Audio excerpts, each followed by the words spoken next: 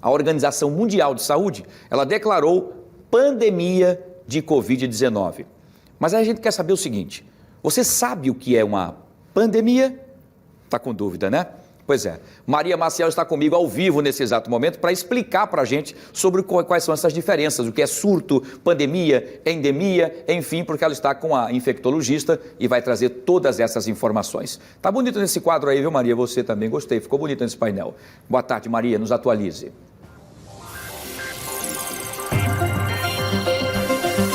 Boa tarde, Wilson. Boa tarde a todos.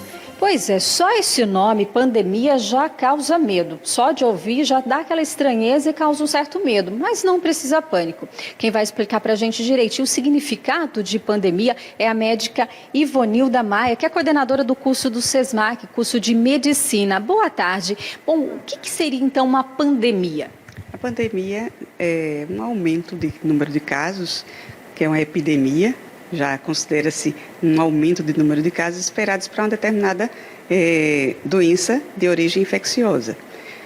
Se houver uma disseminação em vários países, como é o que está acontecendo, já é considerado então pandemia. Pandemia significa justamente a disseminação de uma epidemia. Quer dizer que ela já existe não num único local, mas em vários países. Em vários países. E aí a Organização Mundial de Saúde precisa atualizar essa classificação de acordo com o dia a dia, né, com a continuidade de novos casos, até para tomar as medidas adequadas para aquele momento, para aquela determinada fase. Então a pandemia já entra numa classificação de risco de vários países entrarem, todos os países ficarem em alerta, e aí tomar as medidas de precaução, preventivas para o controle da epidemia. Agora, qual seria então a diferença entre surto e epidemia? A gente pode dizer que Alagoas vive um surto? Como é uma doença nova, todo o quadro de aumento de número de casos esperados chama-se epidemia. O surto específico, o surto epidêmico, é de uma doença exatamente nova, que ela surge subitamente. Então, nós chamamos surto epidêmico porque nós não tínhamos coronavírus, nós não tínhamos Covid-19 aqui, então mesmo um caso é considerado surto, já que ele não existia. A gente chama epidemia quando há um aumento esperado de qualquer agente infeccioso, mas esse surto é quando há um aumento súbito de algo novo, justamente uma infecção que surgiu, que nós não tínhamos no nosso meio, circulando. Só relembrando, quais os cuidados que as pessoas devem ter, então, os cuidados de prevenção? Os cuidados de prevenção são bem orientados pelo protocolo do Ministério, poderão mudar, então eu estou relembrando isso, que como é uma doença nova e que todos os dias nós teremos novas informações, inclusive resultante das pesquisas científicas, né, que nós somos respaldados pela ciência, a gente pode ter outras alterações no protocolo, mas o protocolo que é válido para a prevenção é justamente todas as pessoas, inclusive nós, profissionais de saúde e toda a população em geral, devem seguir as recomendações de higienização, que é cultural. Então, a gente precisa incutir essa cultura de lavar as mãos com frequência, então lavar com água e sabão, se não tiver, e pode acrescentar também o álcool a 70%, né? Quando não ter disponibilidade nos espaços desses dispenses com o álcool gel,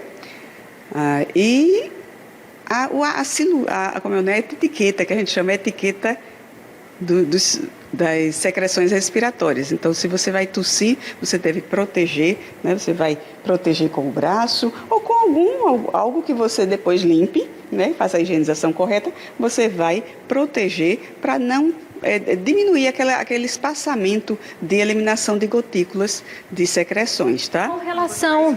Da mesma forma, desculpe. Bom, com relação a esses cuidados, essas orientações, inclusive o meio acadêmico, as universidades receberam um ofício nesta quarta-feira com relação a isso. O que diz esse ofício? Esse ofício recomenda, estende às universidades para uma atuação, né, que é a atuação preponderante. Nós somos educadores, então como educador em saúde, nós devemos entrar no engajamento de propagar os meios de prevenção, as orientações preventivas e também ter os cuidados com relação à comunidade acadêmica. Por quê? Nós temos espaços de sala de aula, né? Então, nós temos muitos espaços de sala de aula e isso foi pensado pelo Ministério da Educação, que nesses espaços ficam alunos aglomerados por muito tempo, né? Então, alguma pessoa que esteja doente, ele pode transmitir para várias pessoas. Então, os cuidados, a gente inclui também higienizar as cadeiras, os materiais, né, as bancas de estudo, os materiais utilizados nas salas de aula, todos. Então, higienização com as recomendações de medidas de biossegurança. Então, mas com uma assiduidade, então com uma frequência maior. E se as pessoas têm, não só na academia, mas pessoas que estão fora, em qualquer espaço, né, de trabalho, então está no seu trabalho, tem uma pessoa com sintomas gripais, devem procurar um serviço, né, médico e ficar em casa. Mas aí essa procura também tem que ser ordenada. Não precisa ter pânico. Existem outras doenças que causam os mesmos sintomas, então são sintomas que são muito semelhantes, é de uma gripe realmente, né? Então os sintomas de tosse geralmente puxando mais para seca, espirros, e um detalhe é que a febre que de início baixa, ela continua, persiste. Então, muito obrigada pelas informações, orientações importantes e também esses cuidados que devem ser reforçados por todos. Voltamos com você, Wilson.